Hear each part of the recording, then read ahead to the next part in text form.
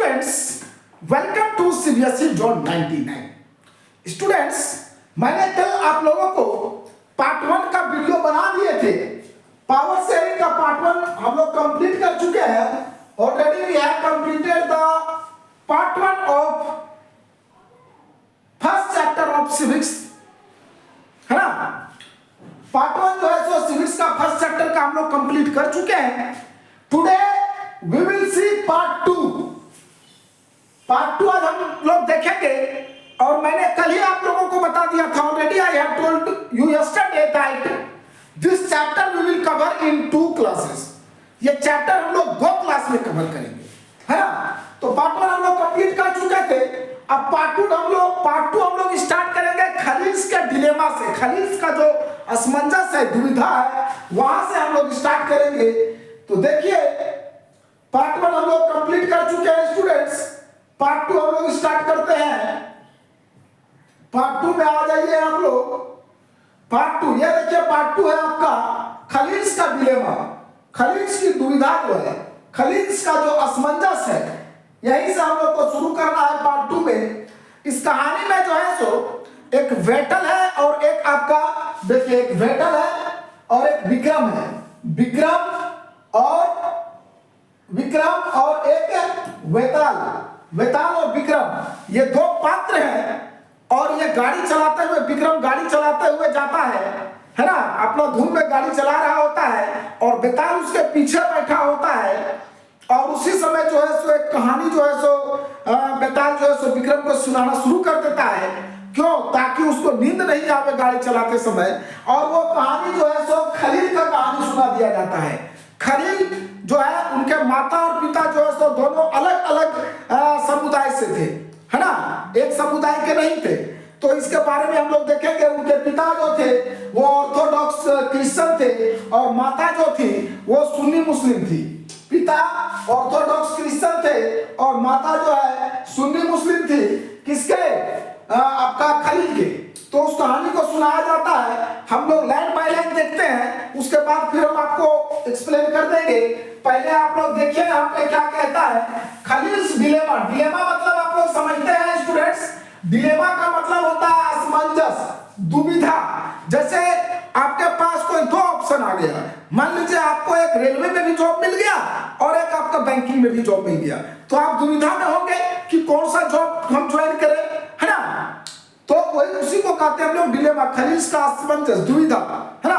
दुविधा में कहता है ना, what to do what not to do, I am in dilemma. क्या करे क्या नहीं करे, एकदम असमंजस में है। My father is going to go to Ranchi and my mother is saying to go to Delhi. Mummy कह रही है वहां जाओ, पापा कह रहे हैं वहां जाओ। तो कहां जाए? असमंजस में पड़ जाता है आदमी। तो उसी वही है डिलेमा। डिलेमा किसका है? खलील का। तो देखिए, शुरू से हम लोग देखते हैं। As usual, Vikram was driving the motorbike under a vow of silence and Vetal was pillion rider. Pillion का मतलब होता है तो पीछे बैठा होता है। तो वेताल जो है सो विक्रम के पीछे बैठा हुआ था पीठ पे। और विक्रम क्या कर रहा था? गाड़ी चला रहा था एकदम अपना धुन में। वाव ऑफ साइलेंस मतलब अपना धुन में चला रहा था वो, है ना। विक्रम अपना धुन में, वाव ऑफ साइलेंस, अपना धुन में गाड़ी चला रहा था। कौन? विक्रम। और वेताल जो है वो उसके पीछे बैठा हुआ था, उसके पीठ पे। कौन बैठा हुआ था? वेताल। अब विक्रम को गाड़ी चलाते हुए नींद नहीं आवे, इसलिए वेताल ने जो है सो वेताल ने एक कहानी सुनाना शुरू किया। क्या कहता? As usual Vetal started telling Vikram a story to keep him awake while driving. Driving करते समय विक्रम को नींद नहीं आवे, उसके लिए वेताल ने कहानी सुनाना शुरू कर दिया। हमेशा वो काम वो करता था, है ना। अब this time the story went as follows. अब इस समय का जो स्टोरी था उसके बारे में नीचे दिया गया है कि किस प्रकार से स्टोरी सुनाया, क्या स्टोरी सुनाया गया, वो नीचे ये दिया हुआ है।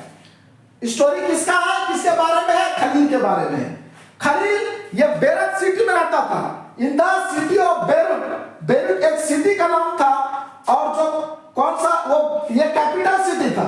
लेबनान। लेबनान देखिए, लेबनान यहाँ पे एक देश का नाम है, स्टेट का नाम है ना, या कंट्री कह सकते हैं। ऐसे स्टेट का मतलब तो हम लोग समझते हैं राज्य, लेकिन स्टेट का मतलब जो है सो देश के लिए ही प्रयोग किया जाता है। तो देखिए, यहाँ आप लोग बढ़िया से देखिएगा। क्या कहता है, in the city of Beirut there lived a man called Khalil, his parents came from different communities, his father was an Orthodox Christian and mother Sunni Muslim. क्या कहता है, देखिए वो लेबनान, ये आपका किसके बारे में बता रहा है, खलील के बारे में। खलील की कहानी यहाँ सुनाया जा रहा है। कहता है कि खलील जो एक शहर में रहता था, उस शहर का नाम था बेरत। बेरत शहर में रहता था खलील, है ना। और नहीं, यहाँ कह रहा है कि the city of Beirut there lived a man, Beirut शहर में एक आदमी रहता था जिसका नाम था खलील, है ना। उसके माता पिता, पेरेंट्स मतलब माता पिता, उसके माता पिता जो थे वो अलग अलग कम्युनिटीज से थे। उनके दोनों मम्मी पापा जो थे वो एक कम्युनिटीज के नहीं थे। पिता जो थे वो ऑर्थोडॉक्स क्रिश्चियन थे। ऑर्थोडॉक्स का मतलब होता है कट्टरपंथी, कट्टर होता है ना। ऑर्थोडॉक्स हिंदू मतलब कट्टर हिंदू, वो सिर्फ और सिर्फ हिंदू के फेवर में काम करेगा, बाकी किसी धर्म को देखना नहीं चाहेगा। ऑर्थोडॉक्स क्रिश्चियन मतलब वो कट्टर क्रिश्चियन है, सिर्फ कट्टर क्रिश्चियन मतलब कट्टर के फेवर में, सिर्फ क्रिश्चियन के फेवर में काम करेगा। ऑर्थोडॉक्स मुस्लिम भी होता है, कट्टर मुस्लिम, है ना। तो क्या कहता है, उनके पापा जो थे वो ऑर्थोडॉक्स क्रिश्चियन थे और मम्मी जो थी वो सुन्नी मुस्लिम थी। अब मुस्लिम समुदाय दो भाग में बटा हुआ है, एक है शिया मुस्लिम और दूसरा है सुन्नी मुस्लिम, है ना। शिया मुस्लिम, सुन्नी मुस्लिम। जिस प्रकार से गौतम बुद्ध के मृत्यु के बाद जो है सो बौद्ध धर्म भी बटा था ना दो भाग में, एक आपका था हिनायान और दूसरा था महायान। जैन धर्म की भी अगर हम लोग बात करें तो जैन धर्म भी दो समुदाय में बटा था, एक था आपका श्वेतांबर और दूसरा था पीतांबर। श्वेतांबर लोग जो है तो श्वेत वस्त्र धारण करते थे और पीतांबर लोग कोई वस्त्र धारण नहीं करते थे, बिना वस्त्र के रहते थे, है ना। तो उसी प्रकार से मुस्लिम लोग में दो ठो समुदाय, एक शिया और दूसरा सुन्नी। तो क्या कहता है, खलील के फादर जो थे वो एक ऑर्थोडॉक्स क्रिश्चियन थे, मतलब कट्टर क्रिश्चियन थे, और मम्मी जो थी वो सुन्नी मुस्लिम थी, है ना।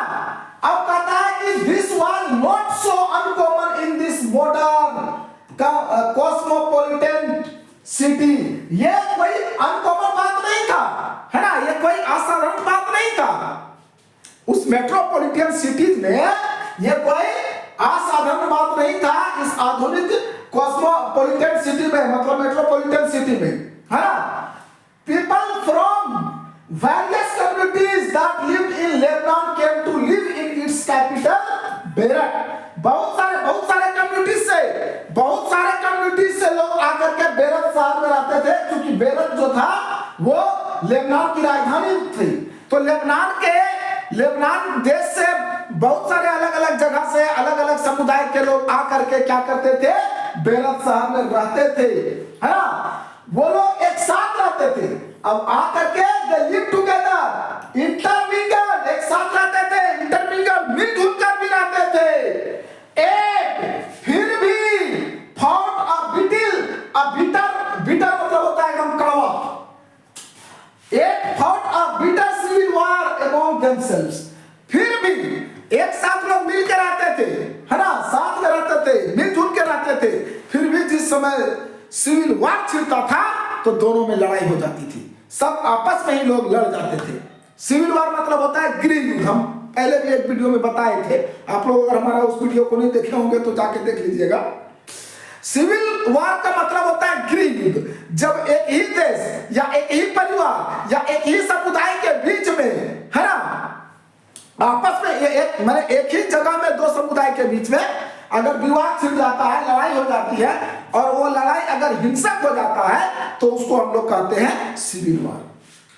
अब कहता है कि one of Khalil's uncle was killed in that वार।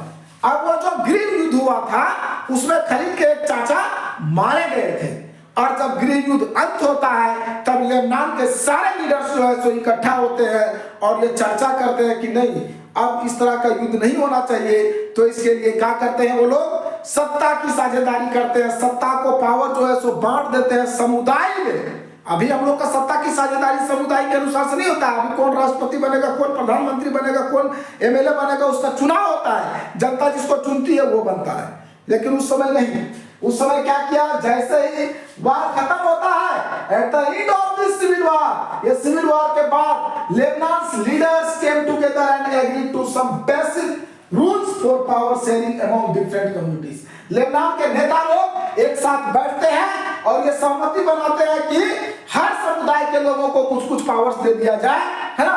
कुछ बेसिक रूल्स बनाते हैं, नियम बनाते हैं, किस लिए? पावर शेयरिंग के लिए। किनके बीच? डिफरेंट कम्युनिटीज के बीच। डिफरेंट कम्युनिटी जो था वहां पे ऑर्थोडॉक्स क्रिश्चियन था, शिया मुस्लिम था, सुन्नी मुस्लिम था, है ना। वो सब के बीच में जो है सो एक पावर को शेयर कर दिया जाता है कि प्रेसिडेंट का पोस्ट आप ले लीजिए, स्पीकर का पोस्ट इनको दे दीजिए, डेप्यूटी प्राइम मिनिस्टर का पोस्ट इसको दे दीजिए। इस प्रकार से आपस में विचार किया जाता है ना। देखिए क्या कहता है, as per these rules the country's president must belong to the Maronite sect of Catholic Christians। अब ये जो नियम बनाया गया था लीडर्स लोग के द्वारा, लेबनान के जो सारे लीडर्स लोग बैठ करके जो नियम बनाए थे, रूल्स बनाए थे, उस नियम के तहत जो है सो देश का, लेबनान देश का जो प्रेसिडेंट होगा, क्या होगा? प्रेसिडेंट, है ना। प्रेसिडेंट होगा वो कौन होगा? मैरोनाइट कैथोलिक का संत होगा, है ना।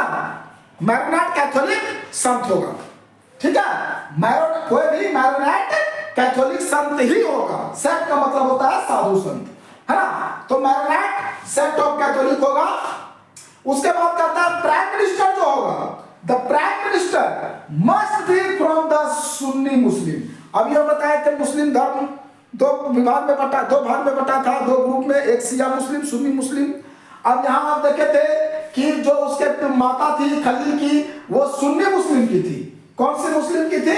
सुन्नी मुस्लिम की थी, है ना। लेकिन यहाँ पे सुन्नी मुस्लिम को ही क्या दिया गया? पद दिया गया प्राइम मिनिस्टर का। मतलब जिस समुदाय में थी खलील की मम्मी, उसी समुदाय को प्राइम मिनिस्टर का पद दे दिया गया कि प्राइम मिनिस्टर का जो पद मिलेगा वो सुन्नी मुस्लिम को मिलेगा। समझ रहे हैं? किसको किसको? प्रेसिडेंट का पद किसको मिलेगा?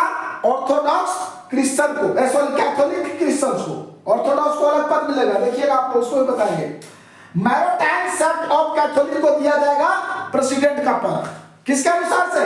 यहाँ पे जो सहमति बनी उसके अनुसार से, according to the Lebanon leaders rules and regulations which were held in the meeting, they decided that the post of the president will be given to the Maronite sect of the Catholic Christian, and the post of prime minister का पद दिया जाएगा सुन्नी मुस्लिम को।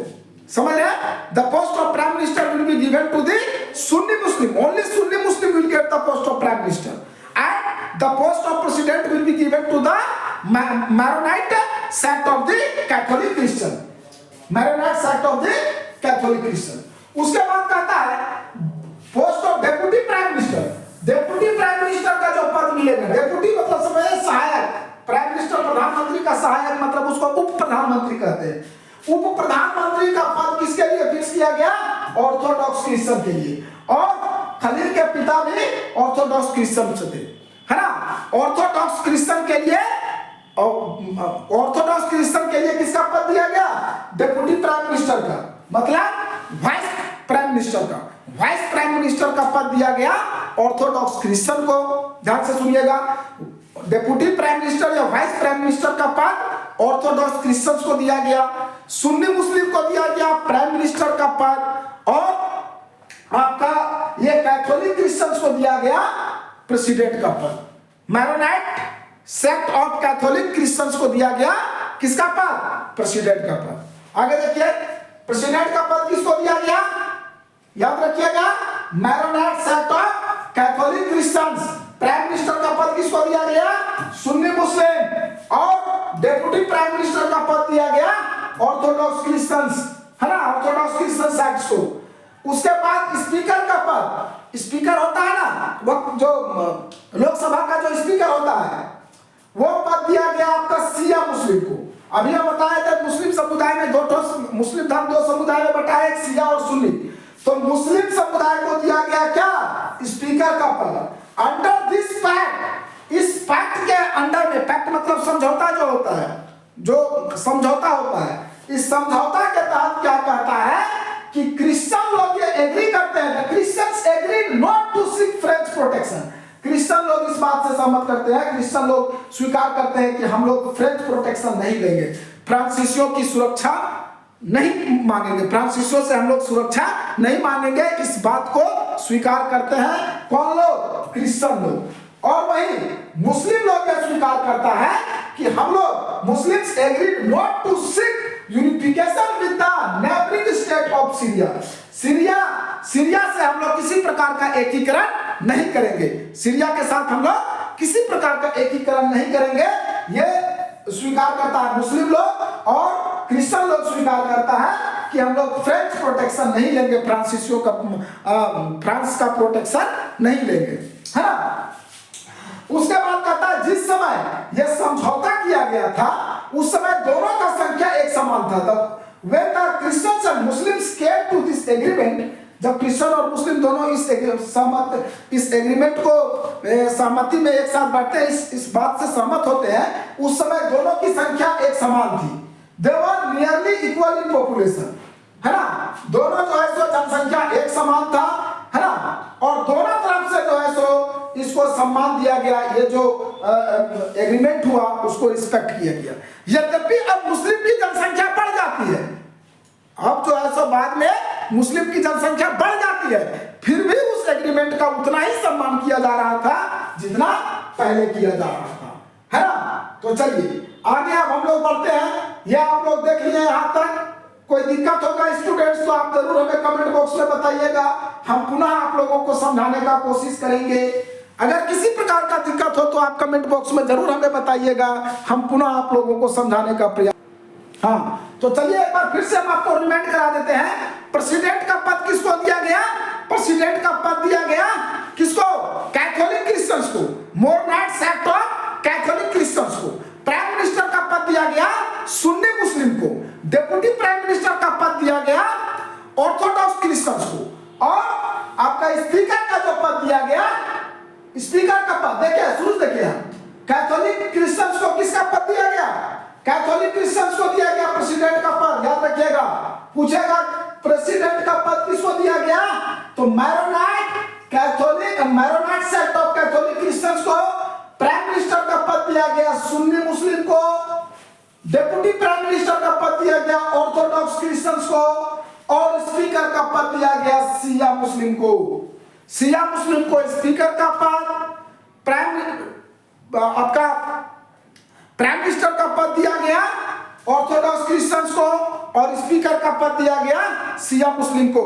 सुन्नी मुस्लिम को prime minister का पद, है ना। सुन्नी मुस्लिम, सॉरी, प्राइम मिनिस्टर का पद ऑर्थोडॉक्स क्रिश्चियंस को, सुन्नी मुस्लिम को दिया गया था। ऑर्थोडॉक्स क्रिश्चियन को डेप्यूटी प्राइम मिनिस्टर का पद दिया गया। एक बार फिर से इसको आप लोग रिवाइज कर लीजिए। मैरोनाइट कैथोलिक क्रिश्चियंस को दिया गया प्रेसिडेंट का पद, और प्राइम मिनिस्टर का पद दिया गया सुन्नी मुस्लिम को। प्राइम मिनिस्टर का पद सुन्नी मुस्लिम को, Maronite sect of Catholic Christians को दिया गया प्रेसिडेंट का पद, डेप्यूटी प्राइम मिनिस्टर का पद दिया गया ऑर्थोडॉक्स क्रिश्चियंस को, और स्पीकर का पद दिया गया शिया मुस्लिम को। ठीक है, 4 पद का बंटवारा हो गया। President, prime minister, deputy prime minister, speaker. President का पद Maronite sect of Catholic Christian, prime minister Sunni Muslim, deputy prime minister Orthodox Christian, और स्पीकर शिया मुस्लिम। याद रहेगा स्टूडेंट्स? फिर से मैं आपको रिवाइज करा देता हूं। प्रेसिडेंट का पद दिया गया Maronite sect of Catholic Christian को, Maronite sect of Catholic Christian को। प्राइम मिनिस्टर का पद दिया गया सुन्नी मुस्लिम को। डेप्यूटी प्राइम मिनिस्टर का पद दिया गया ऑर्थोडॉक्स क्रिश्चियंस को, और स्पीकर का पद दिया गया शिया मुस्लिम को। ठीक है, समझ गए? प्राइम मिनिस्टर का पद किसको दिया गया? प्राइम मिनिस्टर का पद डेप्यूटी प्राइम मिनिस्टर का ऑर्थोडॉक्स क्रिश्चियंस को, सुन्नी को प्राइम मिनिस्टर का पद। चलिए अब हम लोग आगे बढ़ते हैं। अब खलील के बारे में, खलील ये सिस्टम को जरा भी लाइक नहीं कर रहा था। Khalil does not like this system one bit. उसको बिल्कुल ये सिस्टम पसंद नहीं आ रहा था, है ना। खलील को बिल्कुल ये सिस्टम पसंद नहीं आ रहा था। क्यों? He was a popular man with political ambition. वो एक प्रसिद्ध व्यक्ति था, राजनीतिक एम्बिशन के साथ, पॉलिटिकल एम्बिशन के साथ वो एक प्रसिद्ध व्यक्ति था। कौन? खलील, जिसके कहानी सुनाया जा रहा है। और वो इस सिस्टम को लाइक नहीं कर रहा था। ये सिस्टम जो चल रहा था कि कम्युनिटीज वाइज जो है सो समुदाय वाइज बांट दिया गया था पद को, इसको स्वीकार नहीं करता था। उसका कहना था कि जिस प्रकार से अन्य देश में इलेक्शन होता है, चुनाव होता है, और चुनाव में जो जीतता है वो प्रेसिडेंट बनता है, प्राइम मिनिस्टर बनता है, वाइस प्राइम मिनिस्टर बनेगा, सारा पद चुनाव में आदमी चुनाव में जो जीतेगा वो बनेगा, समुदाय से कोई मतलब नहीं होना चाहिए, ये मानना था खलील का, है ना। देखिए इसके बारे में हम लोग आगे देखेंगे। वो एक पॉलिटिकल एम्बिशंस के साथ पॉपुलर व्यक्ति था, लेकिन जो करंट में सिस्टम चल रहा था वहां, उस सिस्टम में वो टॉप पोजीशन में नहीं पहुंच सकता था। करंट में जो सिस्टम चल रहा था वो टॉप पोजीशन में उस सिस्टम में नहीं जा सकता था। क्यों नहीं जा सकता था? क्योंकि वो ना तो मम्मी का धर्म मानता था, ना ही पापा का धर्म मानता था। और यहाँ पे तो पद जो है सो सब बांट दिया गया था आपका समुदाय के अनुसार से, धर्म के अनुसार से, है ना। तो वो ना तो अपने पापा का ऑर्थोडॉक्स क्रिश्चियन वाला धर्म मानता था, ना ही मम्मी का सुन्नी धर्म वाला मानता था। अब पद तो दे दिया गया था कि ऑर्थोडॉक्स क्रिश्चियन जो है सो बनेगा डेप्यूटी प्राइम मिनिस्टर, सुन्नी मुस्लिम बनेगा आपका प्राइम मिनिस्टर, और कैथोलिक क्रिश्चियन बनेगा आपका मैरोनेट सेक्ट ऑफ कैथोलिक क्रिश्चियन बनेगा आपका प्रेसिडेंट, और स्पीकर बनेगी शिया मुस्लिम, है ना। तो ये तो पोस्ट को बांट दिया गया था। लेकिन खलील जो है सो कोई भी धर्म तो मानता ही नहीं था, ना मम्मी का धर्म मानता था, ना पापा का धर्म मानता था, है ना। इसीलिए वो प्रश्न उठाता है, he does not practice either his father's or his mother's religion। ना तो वो अपने पापा का धर्म मानता था, either मतलब या तो और ना ही, ना या तो अपने ना तो पापा का धर्म मानता था और ना ही अपनी मम्मी का धर्म मानता था, है ना। does not wish to be known by either। किसी के धर्म को मानना नहीं चाहता था, किसी के धर्म से वो अपने आप को नहीं मतलब मानना चाहता था, किसी का धर्म स्वीकार नहीं करना चाहता था। He cannot understand why Lebanon can't be like any other normal democracy। वो ये समझ नहीं पा रहा था कि लेबनान में भी अन्य जो डेमोक्रेटिक कंट्री है वहां पे जिस प्रकार से चुनाव होता है और इलेक्शन होता है, चुनाव होता है और उसमें चुना जाता है, उस प्रकार से यहाँ भी क्यों नहीं चुना जाता है, जनता के ऊपर क्यों नहीं छोड़ दिया जाता है, जनता जिसको चुनेगी वो बनेगा। हाँ, जस्ट होल्ड एन इलेक्शन, मैंने इलेक्शन करवाइए जिस प्रकार से आज के समय में होता है, और अलाउ कीजिए एवरीवन को इलेक्शन में भाग लेने के लिए, allow everyone to contest and whoever wins maximum votes becomes the president. जिसको वोट ज्यादा मिलेगा वो राष्ट्रपति बनेगा। कोई मैटर नहीं करता, no matter which community he comes from, कोई मैटर नहीं करता वो किस धर्म से बिलोंग करता है, किस समुदाय से बिलोंग करता है, किसी भी समुदाय से बिलोंग करे, अगर उसको जनता वोट देगी तो वो प्रेसिडेंट बनेगा, जनता वोट देगी तो प्राइम मिनिस्टर बनेगा, है ना। Why can't we do that like in other democracies of the world? हम लोग ऐसा क्यों नहीं कर सकते हैं जैसा दुनिया के और अन्य प्रजातांत्रिक देश में हो रहा है? वो पूछता है, पूछता है कौन? आपका खलील। His elders, आगे कहता है his elders who have seen the bloodshed of civil war। अब खलील के जो elders हैं जिन्होंने उस सिविल वार के खून को देखा था, सिविल वार में जो खून बहा था, हत्या हुई थी, जो लोग मरे थे, उस चीज को जो देखे थे, वो लोग कहते हैं, है ना, हिज एल्डर्स मतलब उसके बड़े लोग, उसके पूर्वज लोग, उससे जो बड़े लोग थे, उसके चाचा दादा मामा जो भी होंगे बड़े लोग, एल्डर्स लोग, जो लोग उस युद्ध को देखे थे। कौन सा युद्ध? वो सिविल वार। सिविल वार में जो हुआ था जिसमें खलील के चाचा भी मारे गए थे, जिसमें खलील के चाचा भी मारे गए थे, उस युद्ध को जो बड़े बुजुर्गों ने देखा था, वो लोग कहते हैं कि जो अभी प्रेजेंट में सिस्टम चल रहा है, ये जो प्रेजेंट सिस्टम है, यही सबसे अच्छा सिस्टम है, यही सबसे अच्छी गारंटी है शांति के लिए। शांति के लिए सबसे अच्छी गारंटी यही है जो अभी प्रेजेंट में हम लोग ये डिवाइड किए हैं, कम्युनिटीज में जो पोस्ट को डिवाइड किए हैं, यही शांति के लिए सबसे अच्छी जो है सो गारंटी है। सबसे ज्यादा सबसे अच्छा गारंटी इसी में है कि कम्युनिटी वाइज हम लोग जो है सो बांट दे सीट को। कौन कह रहा है? खलील के पूर्वज लोग, जो लोग युद्ध को देखे थे, सिविल वार को, सिविल वार में जो ब्लड शेड हुआ था उसको देखे थे, वो लोग का मानना था कि जो ये करंट में प्रेजेंट में जो सिस्टम है, सत्ता की साझेदारी का जो बंटवारा किया गया सीट का, यही सबसे अच्छा गारंटी है शांति व्यवस्था स्थापित करने के लिए। जबकि खलील का तो कहना था कि जो है सो जिस प्रकार से पूरे विश्व में डेमोक्रेसी है, प्रजातांत्रिक देश में चुनाव होता है, उस प्रकार से होना चाहिए, किसी विशेष जाति धर्म को कोई सीट नहीं दिया जाना चाहिए, है ना। अब आगे देखिए क्या कहता है, स्टोरी अभी खत्म भी नहीं हुआ था, कहानी अभी खत्म भी नहीं हुआ था। The story was not finished, the story was not finished, अभी कहानी खत्म भी नहीं हुआ था। और वो लोग टीवी टावर के पास पहुंच गए जहां पे वो लोग आराम कर सकते थे। The story was not finished but they had reached TV tower, है ना, where they stop every day, जहां पे वो लोग हर रोज जो है सो रुका करते थे, रुक सकते थे, आराम कर सकते थे, विश्राम कर सकते थे, है ना। कहानी अभी खत्म नहीं हुई है पूरी, और ये लोग कहां पहुंच गए, टीवी टावर के पास, जहां पे वो लोग विश्राम कर सकते थे, है ना। अब Vettel wrapped up quickly, Vettel ने जो है सो क्या करता है, वेटल ने तुरंत जो है सो अपनी कहानी को बंद करता है, कहानी को खत्म करता है। कहानी कौन सुना रहा था, वेटल सुना रहा था। क्यों? क्योंकि वेटल जो है सो गाड़ी में विक्रम के पीछे बैठा हुआ था, पीठ पर बैठ करके उसको सुना रहा था ताकि विक्रम को नींद नहीं आवे। कहानी यहाँ कौन सुना रहा है स्टूडेंट्स, वेटल सुना रहा है, और सुन कौन रहा है, विक्रम। अब किसकी कहानी सुनाई जा रही है, खलील की। किसकी कहानी सुनाई जा रही है, खलील का, है ना। खलील का कहानी सुनाया जा रहा है। खलील कौन है, एक व्यक्ति का नाम है ना, जो लेबनान देश का बेरत शहर में रहता है। लेबनान देश में बेरत एक शहर है जो लेबनान का राजधानी भी है। लेबनान की राजधानी बेरूत शहर में रहता है खलील। उसी की कहानी सुना रहा था बेताल सुना रहा था।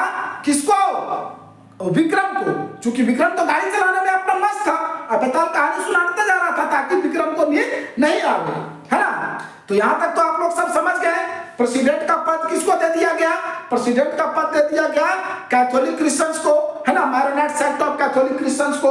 प्राइम मिनिस्टर का पद दे दिया गया सुन्नी मुस्लिम को। वाइस प्राइम मिनिस्टर यानी डेप्यूटी प्राइम मिनिस्टर का पद दे दिया गया ऑर्थोडॉक्स क्रिश्चियंस को, और स्पीकर का पद दिया गया शिया मुस्लिम को। याद रखिएगा ये चारों पद किसको किसको मिला है ना। और ये आप लोग देख लिए कि खलील का क्या विचार था। खलील चाहता था कि नहीं, अन्य देश में जिस प्रकार से डेमोक्रेसी में होता है, जनता सरकार को चुनती है, वैसे चुनाना चाहिए। लेकिन उसके पूर्वज लोगों ने क्या कहा कि नहीं, सबसे अच्छा अगर शांति माहौल स्थापित करना है तो यही सिस्टम सबसे अच्छा है ना।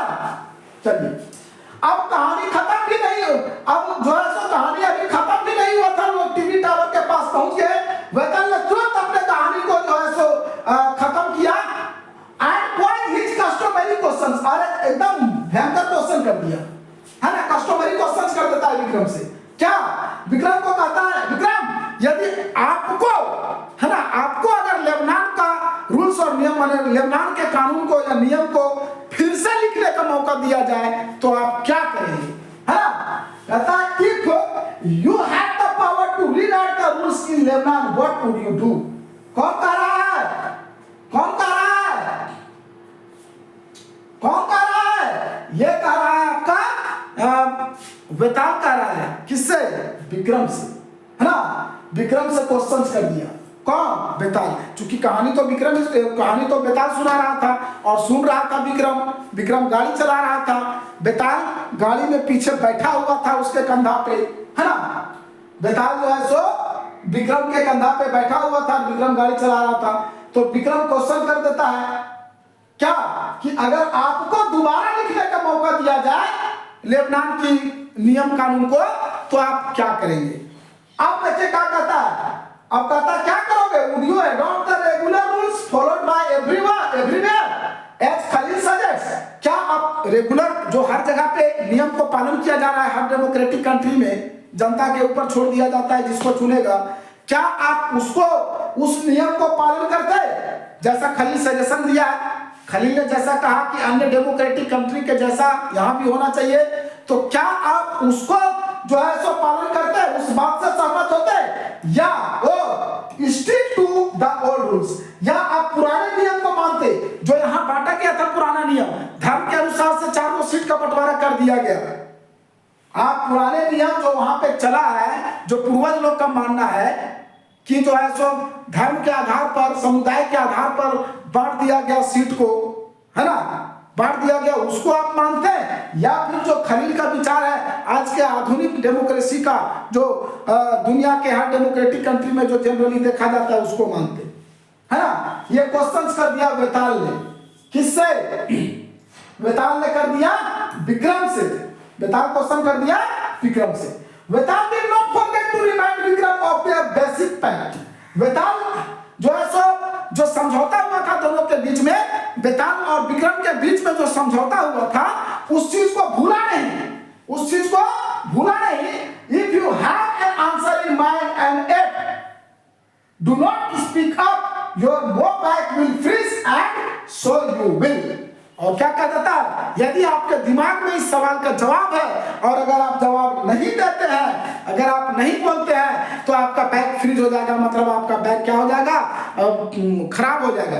बैक आपका फ्रीज हो जाएगा, है ना, खराब हो जाएगा। एंड सो यू विल, और आप भी, मतलब आप भी फिर आगे बैक खराब हो जाएगा तो आप भी खराब हो जाओगे, आप भी आगे नहीं जा पाओगे। बिना बैक के कैसे जाओगे आगे? क्या कहता है कि आपका बैक जो है सो फ्रीज कर जाएगा, है ना, आपका जो मोटरसाइकिल है वो फ्रीज कर जाएगा, खराब हो जाएगा और आप आगे नहीं जा पाओगे, फिर यहीं पे रुक जाओगे। बड़ा भयंकर सवाल कर दिया था, है ना। तो स्टूडेंट्स, मैं आशा करता हूं कि आप लोग समझ गए होंगे। अब आगे हम लोग बढ़ेंगे। यहाँ एक क्वेश्चन करता है, can you help poor Vikram in answering Vetal? क्या आप विक्रम को हेल्प कर सकते हैं विक्रम के सवाल का जवाब देने में? विक्रम ने जो सवाल कर दिया था कि अगर आपको दोबारा मौका दिया जाए लेबनान के नियम को लिखने का तो आप क्या करेंगे?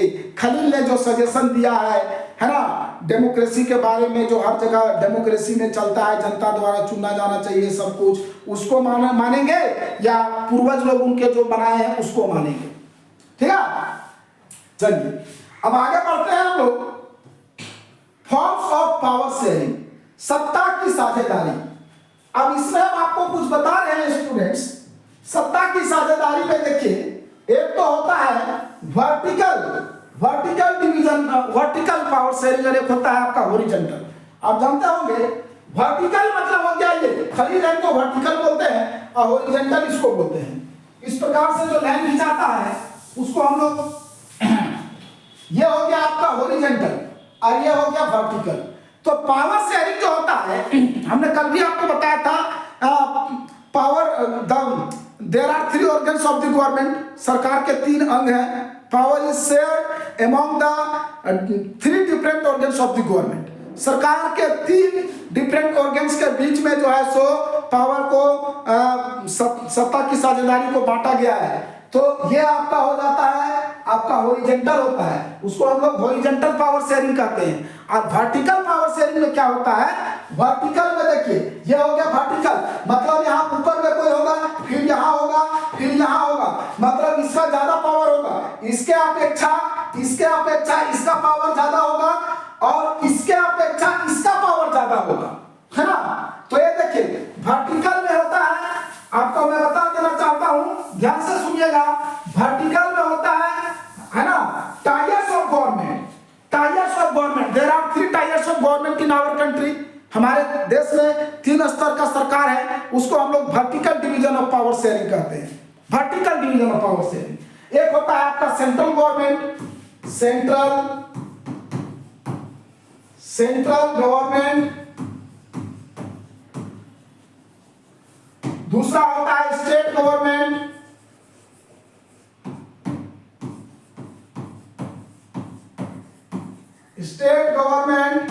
और तीसरा होता है लोकल गवर्नमेंट, जिसको कम्युनिटी गवर्नमेंट भी कहा गया जाता है। आप इसी में पढ़े थे, आपका बेल्जियम के कहानी में, वहां पे तीसरे स्तर के सरकार को कम्युनिटी गवर्नमेंट भी कहा जाता है।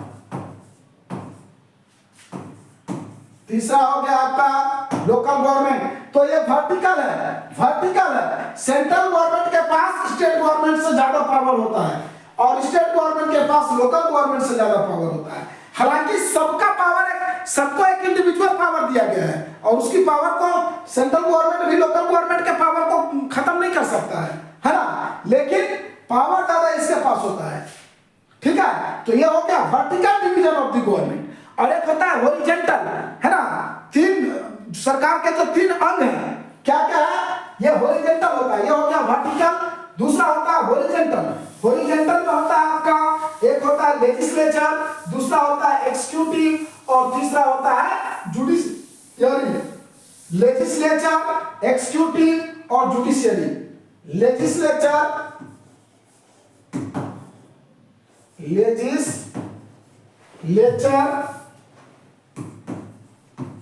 एक हो गया लेजिस्लेचर, लेजिस्लेचर हो गया, एक्सिक्यूटिव हो गया,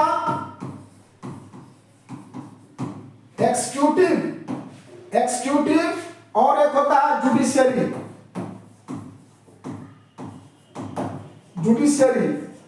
एक्सिक्यूटिव और जुडिशियरी, लेजिस्लेचर, एक्सिक्यूटिव और जुडिशियरी। अब हम तीनों के बारे में थोड़ा सा आप लोग को बता देते हैं, फिर हम लोग आगे बढ़ेंगे। लेजिस्लेचर को हम लोग कहते हैं विधायिका। विधायिका मतलब जो कानून बनाता है, कानून बनाने वाले अंग को, कानून कहां से बनता है? संसद में, है ना। तो लेजिस्लेचर कानून बनाने वाले अंग को हम लोग कहते हैं लेजिस्लेचर, और एक्सिक्यूटिव कहते हैं जो उसको लागू करता है, और जुडिशियरी कहते हैं जो उसको चेक करता है, जो उसको मेंटेन करता है, चेक करता है ना। तो लेजिस्लेचर क्या करता है? Law making body is known as legislature, law implementing body is known as executive, and law maintaining या checking body is known as judiciary. Judiciary में आपका न्यायपालिका आता है, तीन स्तर का न्यायपालिका है। एक सबसे हाईएस्ट में जो है वो है सुप्रीम कोर्ट, जो पूरा देश का सबसे बड़ा कोर्ट है। इसमें 3 तो है जुडिशियरी में, एक है सुप्रीम कोर्ट, दूसरा है हाई कोर्ट जो राज्य का सबसे बड़ा कोर्ट होता है, राज्य का सबसे हाईएस्ट कोर्ट होता है, और सुप्रीम कोर्ट पूरा देश का सबसे हाईएस्ट कोर्ट है। उसके बाद तीसरा होता है डिस्ट्रिक्ट कोर्ट। डिस्ट्रिक्ट कोर्ट हर डिस्ट्रिक्ट में लगभग रहता है। हाई कोर्ट हर राज्य में एक तो होता है, और आपका सुप्रीम कोर्ट तो पूरा देश में एक है। वो आ गया जुडिशियरी का अंग है वो सब, है ना। एक्सिक्यूटिव में आपका आ जाता है जो लोग कानून को लागू करवाते हैं, जैसे जितने भी ऑफिसर्स लोग हैं, आईएएस हो गया, आईपीएस हो गया, है ना, ये सब आपके आ जाते हैं एक्सिक्यूटिव में। और लेजिस्लेटिव में आ जाते हैं संसद में, 2 सदन के जो सदस्य लोग होते हैं जो कानून को बनाने में बनाते हैं। एक लोकसभा, एक राज्यसभा होता है, तो वो लोग आपके लेजिस्लेचर्स में आ जाते हैं। चलिए आगे बढ़ते हैं हम लोग। ये आपको शॉर्ट में हमने कुछ बता दिया। अब यहाँ देखिए क्या कहता है, forms of power sharing. Power sharing कितने प्रकार से हो सकता है? तो पावर शेयरिंग तो एक हो सकता है horizontal power sharing, vertical power sharing, है ना। बहुत सारे यहाँ पे दिया हुआ है, power is shared among different organs of the government. ये हो गया आपका vertical power sharing. Different organs of the government में अगर होगा, सरकार के विभिन्न अंग के बीच अगर पावर को शेयर किया जाएगा, तो इसको हम लोग कहेंगे वर्टिकल पावर से, सॉरी इसको कहेंगे हाँ हॉरिजॉन्टल। ये वर्टिकल नहीं होगा, ये हो गया हॉरिजॉन्टल। इस तरह से पावर का शेयरिंग होगा, मतलब आपका सब लोग स्वतंत्र है। जैसे आपका लेजिस्लेचर का अपना अलग काम है, वो जुडिशियरी के अंदर नहीं है और ना ही एक्सिक्यूटिव के अंदर है, और एक्सिक्यूटिव का अपना अलग काम है, लेकिन सब एक दूसरे के काम पर नजर रखता है और सब लोग की जिम्मेदारी है ना। वो भी हम बताएंगे किसकी जिम्मेदारी किसके प्रति है। तो यहाँ आप लोग देखिए, एक हो गया आपका power is shared among different organs of the government. आज के मॉडर्न डेमोक्रेसी में पावर शेयरिंग के बारे में बताया जा रहा है कि किस प्रकार से पावर को शेयर किया जा सकता है। तो एक तो हो गया आपका horizontal power sharing. Horizontal power sharing को ही कहते हैं power sharing among the different organs of the government, है ना। उसके बाद दूसरा हो गया power can be shared among governments at different levels. इसी को हम लोग कहते हैं vertical power sharing. Different levels मतलब 3 स्तर के सरकार है हमारे यहाँ। एक है सेंट्रल गवर्नमेंट, दूसरा है स्टेट गवर्नमेंट और तीसरा है लोकल गवर्नमेंट। उसके बाद देखिए आगे क्या कहता है, ये 2 हो गया। तीसरा जो पावर शेयरिंग का है, तीसरा में देखिए पावर शेयरिंग जो है वो है पावर में also be shared among different social groups.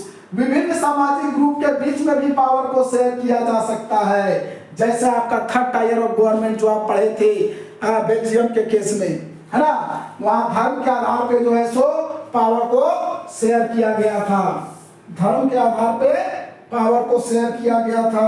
तो वो भी आप देखे थे, power can be shared among different, power can be shared among different social groups. तो कितने प्रकार से देखे, एक देखे आपने power can be shared among the different organs of the government, 3 ठो ऑर्गन्स है, लेजिस्लेचर, एग्जीक्यूटिव और जुडिशरी।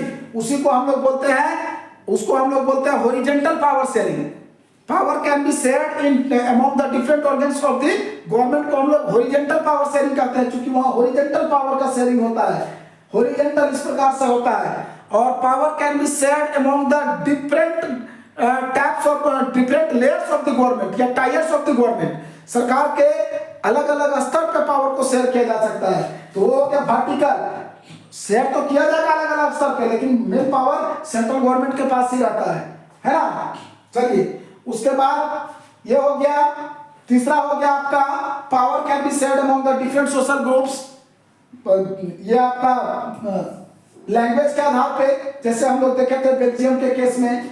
उसके बाद चौथा है, चौथा देखिए क्या कहता है, चौथा में है पावर को जो है सो political party, pressure groups and movements के बीच में भी। अब इसमें आपको हम थोड़ा सा समझा दे रहे हैं क्या होता है। जैसे मान लीजिए अगर कोई एक पार्टी को पूर्ण बहुमत नहीं मिलता है तो वो सरकार बनाने के लिए किसी दूसरे पार्टी से जो है सो गठबंधन करता है, उसको हम लोग कोलिएशन गवर्नमेंट कहते हैं। कोलिएशन का मतलब होता है गठबंधन, कोलिएशन गवर्नमेंट, गठबंधन की सरकार जब बनती है तो वहां पे पावर जो है सो पॉलिटिकल 2 या 2 से अधिक पॉलिटिकल पार्टीज के बीच में भी शेयर हो सकता है।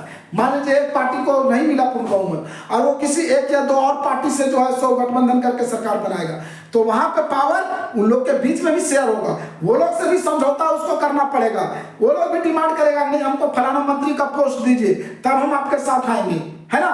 तो वहां पे भी पावर को शेयर किया जा सकता है। तो एक हो गया आपका वर्टिकल पावर शेयरिंग, जिसमें आपका है 3 टायर्स ऑफ गवर्नमेंट। दूसरा हो गया आपका हॉरिजॉन्टल पावर शेयरिंग, जिसमें आपका है 3 ऑर्गन्स ऑफ द गवर्नमेंट। तीसरा हो गया power can be shared among the different social groups, मतलब भाषा के आधार पर विभिन्न सामाजिक ग्रुप के बीच में पावर शेयर किया जा सकता है। चौथा आप देखें कि 2 या 2 से अधिक पार्टी के बीच में भी पावर शेयर किया जा सकता है, या कोई प्रेशर ग्रुप्स के बीच में पॉलिटिकल पार्टीज, प्रेशर ग्रुप्स या मूवमेंट्स वगैरह में भी, आंदोलन वगैरह में भी इसको पावर को शेयर किया जा सकता है ना।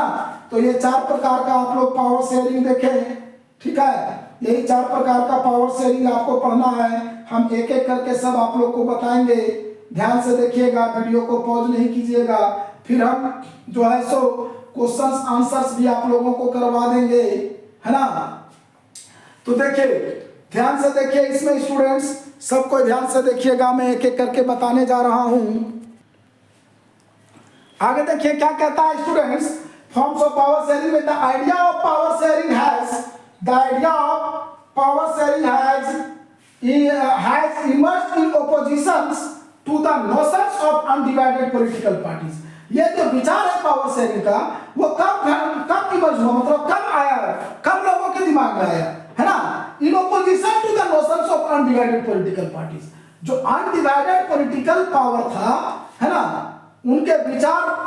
नोशंस का मतलब यहाँ पे क्या है, नोशंस का मतलब नेशन नहीं समझिएगा आप, नोशंस का मतलब होता है आइडिया, विचार, है ना। और नेशन अलग चीज है, नेशन का मतलब हो गया आपका राष्ट्र, देश, ठीक है। तो क्या कर रहा है, idea of power sharing has emerged in opposition to the notions of undivided political power. Undivided जो पॉलिटिकल पावर था उसके विचार में जो है सो ये आइडिया आया, है ना। इसके ऑपोजिशन में जो है सो आइडिया है क्या, for a long time it was believed that all power of government must reside in one person और one group of a person located at one place. बहुत लंबे समय से लोगों में ये भावना चल रहा था, ये विश्वास था कि पावर जो है सो गवर्नमेंट का जो पावर है वो किसी एक आदमी के हाथ में होना चाहिए या एक समूह के हाथ में होना चाहिए, जो एक जगह पे एक समूह के लोग होंगे या एक व्यक्ति होगा उसके हाथ में होना चाहिए। जैसा हम लोग का राजतंत्र में होते आया था, राजा के हाथ में सारा पावर होता था, वो जो चाहता वो करता, है ना। तो ऐसा था, लेकिन ऐसा महसूस किया गया, it was felt that if the power to decide is disperse, अगर पावर डिसाइड को डिस्पर्स किया जाता है तो ये क्या होगा, it would not be possible to take quick decisions, quick decision लेना संभव नहीं होगा, एंड टू इन्फोर्स देम, हम लोग उसको इन्फोर्स भी नहीं कर पाएंगे। But these notions have changed with the emergence of democracy। पहले लोगों का मानना था कि जो है सो पावर एक ही आदमी के हाथ में होना चाहिए, तभी जो है सो सब ठीक ठाक चलेगा, एक समूह के हाथ में होना चाहिए जो एक जगह पे है। लेकिन बाद में जैसे ही प्रजातंत्र का उदय होता है, with the emergence of democracy, ये जो विचार था, दी नोशंस हैव चेंज्ड, ये विचार जो था वो बदल जाता है। और एक basic principle of democracy that people are the source of all political parties. एक मुख्य जो सिद्धांत आता है इससे, डेमोक्रेसी का जो एक मुख्य सिद्धांत था, उसमें ये बात आती है कि जनता ही मुख्य साधन है पॉलिटिकल पावर का। पॉलिटिकल पावर का मुख्य सोर्स क्या है? पीपल, जनता। मतलब जनता के हाथ में सारा पावर होना चाहिए। जनता जिसको चाहेगी सरकार बनाएगी, जिसको नहीं चाहेगी उसको नहीं बनाएगी, है ना। जैसा ही प्रजातंत्र का उदय होता है, लोगों के मन में ये विचार आ जाता है कि नहीं, सब पावर जनता के हाथ में होना चाहिए। In a democracy people rule themselves through institutions और ऑफ सेल्फ गवर्नमेंट। प्रजातांत्रिक देश में जनता अपने आप जो है सो रूल करते हैं कि कोई इंस्टीट्यूशंस के माध्यम से या सेल्फ गवर्नमेंट के माध्यम से, है ना। जनता के हाथ में ही सब कुछ होता है प्रजातांत्रिक देश में, यही कह रहा है, ठीक है। In a democracy people rule themselves through institutions of self government. Self government के इंस्टीट्यूशंस के माध्यम से लोग अपने खुद जो है सो जनता अपना शासन करते हैं। In a good democratic government due respect is given to diverse groups and views that exist in a society.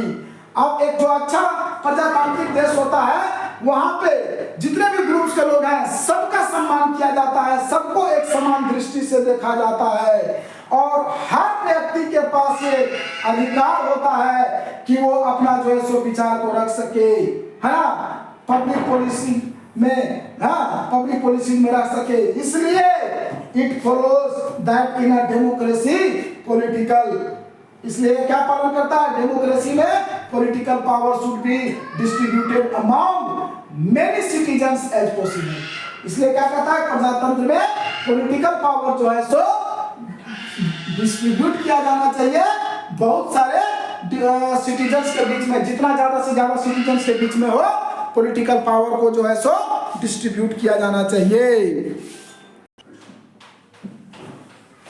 हाँ, तो देखिए क्या कहता है, in modern democracies power sharing arrangements can take many forms, है ना। आज के जो प्रजातांत्रिक देश है, यहाँ पे जो है सो पावर शेयरिंग का अरेंजमेंट जो है सो बहुत सारे प्रकार से हो सकता है। Let us look at some of the most common arrangements that we have और विल कम अक्रॉस। अब हम लोग कुछ पावर शेयरिंग का फॉर्म्स देखते हैं जो आज हम लोग के पास है या हो सकता है ना। तो क्या है? पहला है power is shared among different organs of the government. Power जो है सो सरकार के विभिन्न अंग के बीच में पावर को शेयर किया जाता है। जैसे आपका हो गया लेजिस्लेचर, एग्जीक्यूटिव एंड जुडिशरी, इसके बारे में अभी हमने आपको चर्चा कर दिया। इसी को हम लोग horizontal distribution of power sharing भी कहते हैं। हॉरिजॉन्टल पावर शेयरिंग आपको अभी just I have told you students that horizontal power sharing means the power is shared among the different organs of the government. When the power is shared among the different organs of the government, then it is called horizontal power sharing. But when power is shared among the different tiers of the government, then that is called vertical power sharing. Right? Vertical, I told you, standing line is known as vertical and sleeping line is known as horizontal. Horizontal line and vertical line you might have studied in globe, है ना? In globe also you might have studied. Okay. Now you see, आगे देखिए क्या कहता है? Let us call this horizontal distribution of power because it allows different organs of the government placed at the same place to exercise different powers. एक ही स्तर पे इसमें जो है सो कई अंग होते हैं। मतलब यहाँ पे 3 गो अंग है, लेजिस्लेचर, एक्जीक्यूटिव और जुडिशरी, लेकिन तीनों को समान पावर है। किसी के अंडर में नहीं है ना, सबका अपना स्वतंत्र पावर है। फिर भी such a separation ensures that none of the organs can exercise unlimited power। और इस प्रकार का विभाजन किया गया है, सेपरेशन किया गया है ना, इस प्रकार से बांटा गया है कि कोई भी ऑर्गन जो है सो अनलिमिटेड पावर को एक्सरसाइज नहीं कर सकता, किसी के पास अनलिमिटेड पावर नहीं है, सबका पावर को लिमिट कर दिया गया है ना। ईच ऑर्गन चेक्स अदर्स, हर एक ऑर्गन दूसरे को चेक करता है ना, दूसरे को चेक करता है, और इसका परिणाम क्या होता है? This results in balance of power among various institutions. ये इसका परिणाम क्या होता है कि ये बैलेंस करता है, विभिन्न इंस्टीट्यूशंस के बीच में पावर को बैलेंस करता है, पावर को क्या करता है? बैलेंस बना के चलता है ना, नियंत्रण करके चलता है। और फिर आगे हम लोग इसमें देखेंगे क्या कहता है। Last year we studied that in a democracy, now we will see here, last year कहता है, last year we studied in a democracy, पिछले साल हम लोग पढ़े थे है ना, we studied that in a democracy even though ministers and government officials exercise power, they are responsible to the parliament or state assemblies। अब क्या कहता है देखिए, यद्यपि मिनिस्टर्स लोग के, मंत्री लोग के पास पावर होता है, सरकार के पास का पावर होता है, सरकारी पदाधिकारी के पास पावर होता है, मंत्री के पास पावर है, सरकारी ऑफिसर्स मतलब पदाधिकारी के पास पावर है ना, सबके पास पावर होता है। ये लोग अपने पावर को जो है सो यूज भी करते हैं, एक्सरसाइज भी करते हैं, लेकिन फिर भी they are responsible to the parliament, वो लोग संसद के प्रति जिम्मेदार हैं, या स्टेट असेंबली, राज्य में जो असेंबली होता है, सभा होता है, उसके प्रति जिम्मेदार है। जो अगर देश लेवल की बात होगा तो संसद के प्रति, और राज्य लेवल का बात होगा तो आपका स्टेट असेंबली के प्रति जिम्मेदार है। ये लोग के पास अपना पावर है, लेकिन फिर भी ये लोग संसद और राज्यसभा, राज्य जो है सो सभा के प्रति जिम्मेदार होते हैं है ना। उसी प्रकार से similarly although judges are appointed by the executive, जज का अपॉइंटमेंट एक्जीक्यूटिव द्वारा किया जाता है, एक्जीक्यूटिव के द्वारा जज का अपॉइंटमेंट किया जाता है, क्योंकि उसका एग्जाम होता है, कॉपी चेक करना, ये सब करना, ये तो पदाधिकारी लोग का ही काम होता है। जज का अपॉइंटमेंट किया जाता है एक्जीक्यूटिव के द्वारा। They can check the functions of executive और laws made by the legislature. अब देखिए, जज का अपॉइंटमेंट एक्जीक्यूटिव ही कर रहा है, मतलब जुडिशरी में आ जाता है जज, जुडिशरी में जो जज होता है उसका अपॉइंटमेंट एक्जीक्यूटिव लोग ही कर रहा है, लेकिन फिर जब वो जज बन जाता है तो वो एक्जीक्यूटिव और लेजिस्लेचर का जो कार्य होता है उसको चेक करता है ना। जज के पास ये पावर होता है कि एक्जीक्यूटिव और लेजिस्लेचर के कार्य को चेक करने का पावर उसको दिया गया है। यद्यपि जज को कौन जो है सो बहाल किया है, अपॉइंट किया है, जज को बहाल एक्जीक्यूटिव ही किया है, एक्जीक्यूटिव ही जो है सो जज को बहाल किया है, लेकिन फिर भी जज के पास ये पावर होता है कि वो चेक कर सकता है लेजिस्लेचर और एक्जीक्यूटिव के, है ना, लेजिस्लेचर के कार्य को, एक्जीक्यूटिव के कार्य को, है ना, लेजिस्लेचर द्वारा जो लॉ कानून बनाया गया उसको चेक कर सकता है। तो ये जो अरेंजमेंट होता है इसको हम लोग कहते हैं a system of check and balance. Question पूछ देगा, what do you mean by a system of check and balance, तो क्या समझते हैं आप चेक और बैलेंस की सिस्टम से, व्यवस्था से, चेक और बैलेंस की व्यवस्था से आप क्या समझते हैं? तो आपको जवाब देना है कि एक जज का अपॉइंटमेंट एक्जीक्यूटिव करता है, लेकिन एक्जीक्यूटिव और जो है एक्जीक्यूटिव का फंक्शन और लेजिस्लेचर का लॉ को चेक करता है जज। तो ये जो अरेंजमेंट्स है कि जज का नियुक्ति कर रहा है एक्जीक्यूटिव, और फिर एक्जीक्यूटिव और लेजिस्लेचर के फंक्शंस को जो है सो चेक कर रहा है जज।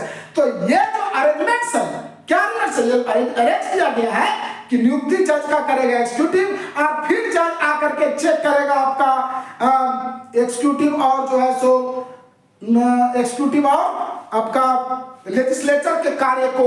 तो इसी को हम लोग कहते हैं, इसी को क्या कहते हैं, इसी सिस्टम को हम लोग कहते हैं a system of check and balance. इसको क्या कहते हैं? A system of checks and balance. तो स्टूडेंट्स यहाँ तक आप लोग समझ गए होंगे system of checks and balance क्या है। अब फिर हम लोग देखेंगे power can be shared among different organs of the government, अलग अलग ऑर्गन्स ऑफ द गवर्नमेंट, है ना। यहाँ पे देखिए different tiers of the government, levels of the government, वही है different levels of the government. इसमें भी हम आपको बता दिए थे different levels of the government में पावर कैसे शेयर किया जाता है। हमारे यहाँ 3 स्तर का सरकार है। General government for the entire country, एक सरकार होता है राष्ट्र स्तर पे जिसको हम लोग सेंट्रल गवर्नमेंट कहते हैं। फिर एक होता है प्रोविंशियल और रीजनल लेवल पे। प्रोविंशियल मतलब प्रांतीय या क्षेत्रीय लेवल पे, जैसे हमारा राज्य में होता है, हर राज्य में एक सरकार होता है।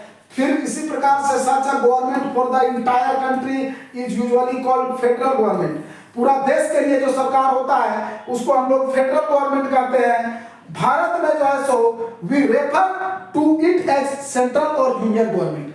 तो फेडरल गवर्नमेंट जो पूरे देश स्तर पे होता है उसी को भारत में सेंट्रल या यूनियन गवर्नमेंट कहा जाता है। सेंट्रल या यूनियन गवर्नमेंट कहा जाता है। फेडरल गवर्नमेंट जो पूरे देश के लिए होता है उसी को भारत में सेंट्रल या यूनियन गवर्नमेंट कहा जाता है। सेंट्रल या यूनियन गवर्नमेंट, है ना।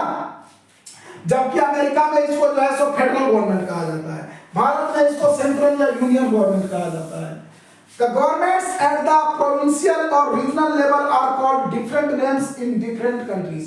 अलग अलग देश में जो है सो अलग अलग नाम से जाना जाता है। हमारे यहाँ स्टेट गवर्नमेंट के नाम से जाना जाता है ना।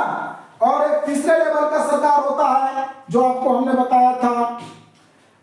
भारत में हम लोग इसको जो है सो प्रोविंशियल गवर्नमेंट को स्टेट गवर्नमेंट के नाम से जानते हैं, तो बता ही दिया आपको। This system is not followed in our country. Bharat देश में इस सिस्टम को फॉलो नहीं किया जाता है। कुछ ऐसे भी देश हैं जहां पे एक ही स्तर का सरकार होता है, या अगर एक से अधिक स्तर का होता भी है तो वो उसी का सबऑर्डिनेट होता है। एक से अधिक अगर कोई सरकार होता भी है तो उसी का सबऑर्डिनेट होता है। जैसे चाइना में एक ही स्तर का एक ही तो सरकार है कम्युनिस्ट पार्टी, और बाकी जो भी 8 को और पार्टी है तो उसके वो उसी के वो डेप्यूटी पार्टी है, उसी के सहायक पार्टी है ना। मतलब उसके खिलाफ को लोग नहीं जा सकते। चलिए, तो क्या कहता है, this system is not followed in all countries. There are many countries where there are no provincial और स्टेट गवर्नमेंट। बहुत सारे देश ऐसे हैं जहां पे प्रोविंशियल या स्टेट गवर्नमेंट नहीं होता है। प्रोविंशियल गवर्नमेंट को ही हम लोग अपने यहाँ स्टेट गवर्नमेंट कहते हैं। But in those countries like ours where there are different levels of the government, the constitution clearly lays down the powers of different levels of the government. This is what they did in Belgium, but was refused in Sri Lanka. अब देखिए, हमारे यहाँ तो अब देख लिए कि एक सेंट्रल गवर्नमेंट है, स्टेट गवर्नमेंट है, लोकल गवर्नमेंट है। बहुत सारे देश है जहाँ एक ही स्तर के सरकार होते हैं। अब बहुत सारे जगह है जहाँ पे एक से अधिक स्तर के भी सरकार होते हैं। सबका अपना अपना अलग अलग फंडा है। मान लीजिए कोई लोकल गवर्नमेंट का आता है, हमारे यहाँ लोकल गवर्नमेंट कहा जाता है थर्ड टायर ऑफ गवर्नमेंट को। बेल्जियम में उसको कम्युनिटी गवर्नमेंट का नाम दे दिया गया, भाषा के आधार पर बना दिया गया। हमारे यहाँ तो भाषा के आधार पर नहीं बनता है, हमारे यहाँ तो क्षेत्र के आधार पर बनता है ना। तो देखिए आगे क्या कहता है ना। This is called the federal division of power. ध्यान से देखिएगा आगे क्या कहता है, एक एक करके मैं आप लोगों को बता रहा हूं। तो क्या कहता है, हमारे देश में जो different levels of the government है वो सबका पावर जो है सो संविधान में क्लियर कर दिया गया। संविधान में स्पष्ट किया गया कि किसके पास कौन सा पावर होगा। सेंट्रल गवर्नमेंट को क्या पावर है, स्टेट गवर्नमेंट को क्या पावर है, लोकल गवर्नमेंट को क्या पावर है, ये सब संविधान में एकदम क्लियर कर दिया गया है ना। और यही जो है सो बेल्जियम में भी हुआ था। बेल्जियम में भी वही किया गया था, लेकिन श्रीलंका में रिफ्यूज कर दिया गया। श्रीलंका में इस प्रकार से नहीं हुआ। इसको कहते हैं this is called federal division of power. Federal division of power कहा जाता है किसको, जो हमारे देश में है या बेल्जियम में हुआ। 3 टायर्स ऑफ गवर्नमेंट जो होता है, 3 स्तर का सरकार बनता है। 2 या 2 से अधिक स्तर का जहां पे सरकार होता है उसको हम लोग फेडरल फॉर्म ऑफ गवर्नमेंट कहते हैं। और जहां एक ही सरकार होता है उसको हम लोग यूनिटरी फॉर्म ऑफ गवर्नमेंट कहते हैं। यूनिटरी फॉर्म ऑफ गवर्नमेंट मतलब एक ठो सरकार होगा, सिर्फ सेंट्रल गवर्नमेंट होगा, कोई स्टेट नहीं होगा। और फेडरल फॉर्म ऑफ गवर्नमेंट मतलब होता है जहां 2 या 2 से अधिक स्तर का सरकार हो। कम से कम 2 स्तर का सरकार होना चाहिए। जैसे आपका अमेरिका में 2 ही स्तर का सरकार है, तो वो भी फेडरल फॉर्म ऑफ गवर्नमेंट में आता है ना। हालांकि हमारे यहाँ जो है सो सेंट्रल गवर्नमेंट या आपका सेंट्रल गवर्नमेंट के नाम से जाना जाता है या फिर यूनियन गवर्नमेंट के नाम से जाना जाता है। फेडरल गवर्नमेंट को ही हमारे यहाँ यूनियन गवर्नमेंट या सेंट्रल गवर्नमेंट कहा जाता है। ठीक है, तो इसको क्या कहा जाता है? Federal division of power. Federal division of power किसको? डिफरेंट टायर्स ऑफ गवर्नमेंट के बीच में जो पावर को शेयर किया जाता है उसी को कहा जाता है फेडरल डिवीजन ऑफ पावर। अगर पूछ देगा what do you mean by federal division of power, तो the power when the power is shared among the different tiers of the government और between the different levels of the government, between the two or more than two levels of the government, then it is called federal power sharing. It is called federal division of power. इसी को federal division of power कहा जाता है या federal division of power sharing भी कह सकते हैं। The same principle can be extended to levels of government lower than the state. अब इसी प्रकार का प्रिंसिपल को, इसी प्रकार के सिद्धांत को हम लोग तीसरे स्तर का सरकार के लिए भी लागू कर सकते हैं। हमने आपको बताया फेडरल फॉर्म गवर्नमेंट में 2 या 2 से अधिक स्तर का सरकार होता है। अभी तक जनरली ज्यादातर जगह में 3 स्तर का चाहे 2 ही स्तर का सरकार है ना। तो आपको बताया जैसे अमेरिका में 2 ही स्तर का सरकार है, वहां पे फेडरल फॉर्म ऑफ गवर्नमेंट है ना। लेकिन हमारे यहाँ भी फेडरल फॉर्म ऑफ गवर्नमेंट ही है, लेकिन उसको नाम दिया गया सेंट्रल गवर्नमेंट या यूनियन गवर्नमेंट। फेडरल गवर्नमेंट को ही सेंट्रल गवर्नमेंट या यूनियन गवर्नमेंट कहा जाता है हमारे देश में। क्या कहता है? तीसरे स्तर का एक सरकार है जिसको सच एज म्युनिसिपैलिटीज और एंड पंचायत। अब तीसरा स्तर का सरकार जो हमारे यहाँ है वो शहर में आपको उसको म्युनिसिपैलिटीज के नाम से जाना जाता है और गांव में जो है सो पंचायत के नाम से जाना जाता है ना। पंचायत वाला जो चुनाव होता है, 3 प्रकार का चुनाव हमारे यहाँ होता है, आपको पता होगा। एक होता है लोकसभा का चुनाव, एमपी का चुनाव, मेंबर ऑफ पार्लियामेंट, एमपी को ही हम लोग बोलते हैं। लोकसभा का चुनाव जो होता है उसी में एमपी का इलेक्शन होता है। एमपी का चुनाव हम लोग लोकसभा के चुनाव में करते हैं, जिसको हम लोग सांसद बोलते हैं। उसी में हम लोग का प्राइम मिनिस्टर बनता है। उसके बाद होता है एक एमएलए का चुनाव जिसको हम लोग विधायक बोलते हैं और उस चुनाव में हमारा मुख्यमंत्री बनता है। और तीसरा होता है लोकल चुनाव जिसमें हम लोग जिला परिषद को चुनते हैं, मुखिया को चुनते हैं, सरपंच को चुनते हैं, फिर वार्ड सदस्य को चुनते हैं, गांव में है ना, शहर में मेयर को चुना जाता है। ठीक है, तो आगे चलिए देखते हैं हम लोग क्या कहते हैं। Let us for division of powers involving higher and lower levels of the government, vertical division of power. इसको हम पहले ही बताए थे कि जो डिफरेंट टायर्स ऑफ गवर्नमेंट होता है उसको वर्टिकल डिवीजन ऑफ पावर कहते हैं, और जो different organs of the government होता है हॉरिजॉन्टल, उसको हम लोग कहते हैं हॉरिजॉन्टल पावर शेयरिंग, है ना। We shall study this at some length in the next chapter. अगले चैप्टर में हम लोग इसको डीप में पढ़ेंगे। Vertical power sharing, horizontal power sharing, federal form of government, unitary form of government, ये सब हम लोग अगले चैप्टर में एकदम डीप में पढ़ेंगे और उसमें हम आपको डीप में पूरा समझाएंगे। स्टूडेंट्स, आप लोग हमारे वीडियो को देखते रहिएगा। कृपया आप लोग जो है सो पॉज नहीं करिएगा, वीडियो को पूरा देखिएगा, तभी आपको बढ़िया से समझ में आएगा। और अगर आपको अच्छा लगेगा तो हमारे चैनल को सब्सक्राइब जरूर कर दीजिएगा स्टूडेंट्स, है ना। चलिए अब हम लोग देखते हैं, ये हो गया आपका दूसरा फॉर्म ऑफ गवर्नमेंट। तीसरा में है डिफरेंट सोशल ग्रुप्स के बीच में भी पावर को शेयर किया जा सकता है। डिफरेंट सोशल ग्रुप्स के बीच में भी पावर को शेयर किया जा सकता है। सोशल ग्रुप जैसे आप लोग देखे थे बेल्जियम के केस में, है ना। 3rd टायर्स ऑफ गवर्नमेंट जो है वो सोशल ग्रुप्स के आधार पर ही बनाया गया था, कम्युनिटी के आधार पर, वहां पे भाषा के आधार पर बना दिया गया था। ठीक है, such as religious and linguistic groups. अब ये आप वहां पे तो देखे थे बेल्जियम के केस में जो है सो भाषा के आधार पर बनाया गया, लेकिन कहीं कहीं धर्म के आधार पर भी बनाया जाता है। ठीक है, कम्युनिटी गवर्नमेंट जिसको 3rd टायर ऑफ गवर्नमेंट को वहां पे कम्युनिटी गवर्नमेंट नाम दिया गया था, हम लोग लोकल गवर्नमेंट कहते हैं उसको। भारत में इसी कम्युनिटी गवर्नमेंट को लोकल गवर्नमेंट कहा जाता है। बेल्जियम देखिए एक अच्छा एग्जांपल है, Belgium is a good example of this arrangement. इस अरेंजमेंट के लिए बेल्जियम एक अच्छा एग्जांपल है। In some countries there are constitutional and legal arrangements where by socially weaker sections and women are represented in legislatures and administration. Last year we studied the system of reserved constituencies in assemblies and the parliament of our country. अब देखिए यहाँ क्या कहता है, आप लोग सुन लीजिए कि कुछ कुछ देश में जो वीकर सेक्शन के लोग हैं, गरीब लोग, से हमारे यहाँ भी है, आरक्षण दिया गया है, SC ST OBC को आरक्षण दिया गया है। चूंकि देखिए एक्चुअली क्या था, हमारा संविधान समानता की बात करती है। तो हुआ क्या था, जब हमारा देश आजाद हुआ था उस समय आपको पता होगा कि पहले से जो सदियों से चलते आया था, तो राजा लोग शासन करते थे। 4 वर्ण व्यवस्था में हमारा जो है सो बटा हुआ था हिंदू समाज, 4 है ना, एक था क्षत्रिय, ब्राह्मण, वैश्य, शूद्र। उसी प्रकार से पहले से जो चलते आया था। तो जो राजा लोग होते थे तो वो तो पहले से राजा थे, ब्राह्मण लोग शिक्षित होते थे, तो वो लोग वेल एजुकेटेड थे, थोड़ा एजुकेशन का लेवल उनके पास ज्यादा था और थोड़े धनी लोग भी थे। तो अगर उस समय आरक्षण नहीं दिया जाता SC ST OBC को, तो ये बात सही था कि उस समय किसी भी SC ST का नौकरी नहीं होता, सारा नौकरी अपर कास्ट के लोग ही ले जाते। इसलिए आरक्षण की बात किया गया। प्लस जिनकी संख्या कम है, अल्पसंख्यक लोग, तो उसकी भी रुचि तो खत्म ना हो, उसका भी रुचि खत्म नहीं हो, इसलिए उसको भी कुछ विशेष जो है सो पावर दिया गया है ना, उसके लिए भी कुछ विशेष रिजर्वेशन किया गया पार्लियामेंट में भी और असेंबलीज में भी, है ना। This type of arrangements is made to give shape in this government and administrations to diverse social group, है ना, टू डाइवर्स सोशल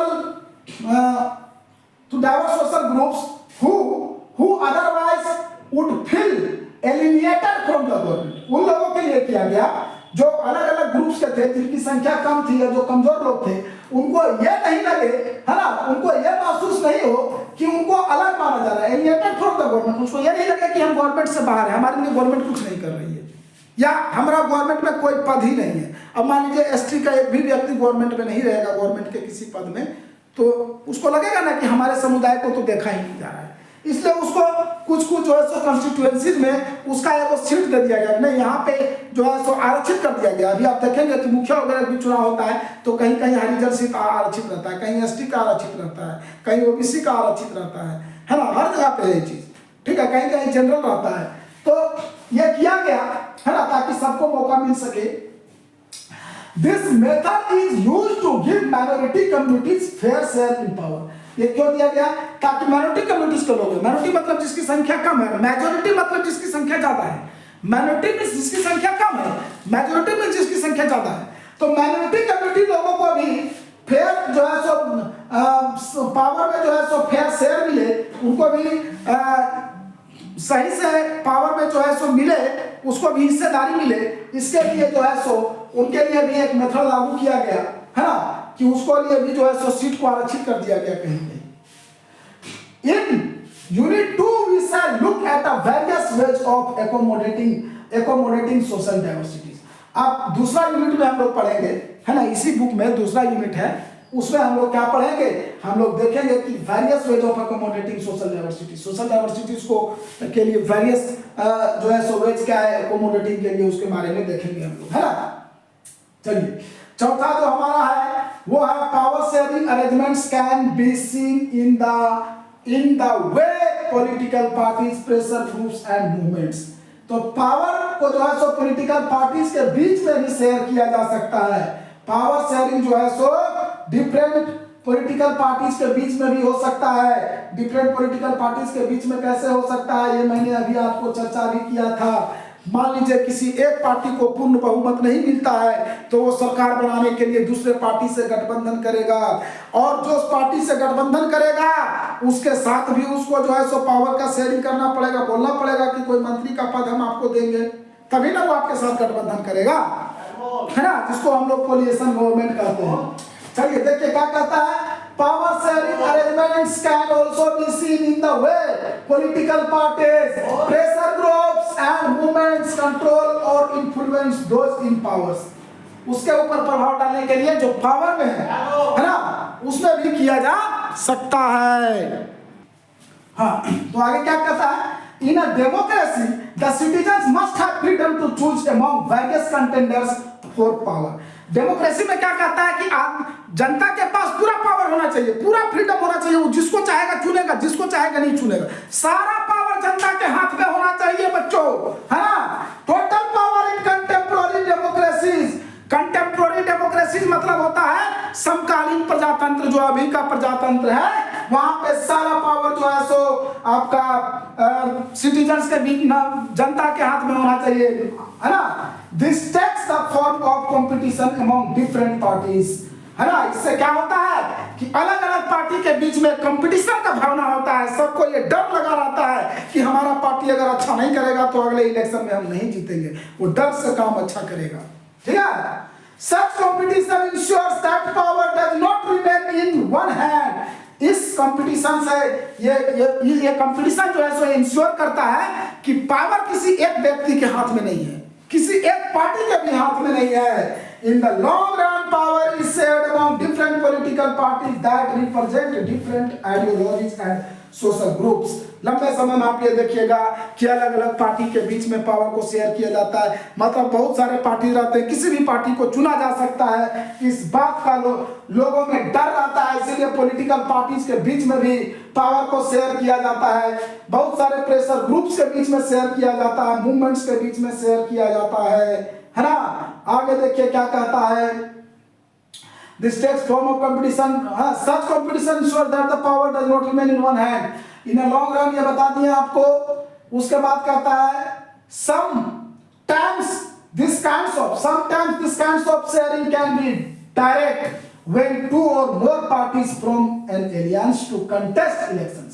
कभी कभी ये जो है सो पावर शेयरिंग डायरेक्ट भी हो सकता है। हम इसके पहले भी आपको बताए थे, जब किसी एक पार्टी को पूर्ण बहुमत नहीं मिलता है तो वो अपनी सरकार बनाने के लिए किसी दूसरे पार्टी से गठबंधन करता है, जिसको हम लोग कोलिएशन गवर्नमेंट कहते हैं। तो उस समय जो है सो पार्टी में ही जो है सो क्या होता है, पावर का शेयरिंग होता है। when a single party does not get the majority in election, then what does that party do? That party is coaliate with the another party, and in that condition that party has to share some seats or some ministerial post to that party with whom that party coaliate। Then such kinds of government is known as coalition government। So the power can be shared among the different parties also when the single party does not get the clear majority, है ना। जब पूर्ण बहुमत एक party को नहीं मिलता है। आगे देखिए क्या कहता है, in a democracy we find interest groups such as those of traders, businessmen, industrialists, farmers and industrial workers। अब डेमोक्रेसी में हम लोग को पास रुचि होता है कि हम किस ग्रुप को दो। जो ग्रुप हमारे पक्ष में करेगा, मान लीजिए किसान है तो किसान देखेगा हमारे पक्ष में कौन काम करेगा, बिजनेसमैन देखेगा हमारे पक्ष में कौन काम करेगा, सबको देखेगा कि हम लोग के पक्ष में कौन काम करेगा, तो जो उसके पक्ष में काम करेगा उसी को वो लोग वोट देंगे, है ना। They also will have a share in government power either through participation in governmental committees or bringing influences on the decisions making process। In Unit 3 we shall study the working of political parties। Unit 3 में हम लोग political parties के काम को भी पढ़ेंगे, कार्य को भी पढ़ेंगे, है ना। Political parties के कार्य को विस्तार से हम लोग पढ़ेंगे Unit 3 में, है ना। तो ये आपको बता दिए कि क्या क्या है। तो स्टूडेंट्स, ये हमारा आज का वीडियो को हम यहीं पर समाप्त करते हैं। अब इसका क्वेश्चन आंसर के लिए एक और वीडियो हम आपको बना देंगे, आप लोग हमारे वीडियो को देखते रहिएगा, है ना। उसके बाद फिर हम आगे जो है सो और भी वीडियो आपको लगातार देते रहेंगे। और मैं अपनी वीडियो को यहीं समाप्त करता हूं। अगर आप लोगों को मेरा ये वीडियो अच्छा लगे तो आप हमारे चैनल को कर दीजिए सब्सक्राइब, लाइक और शेयर। धन्यवाद।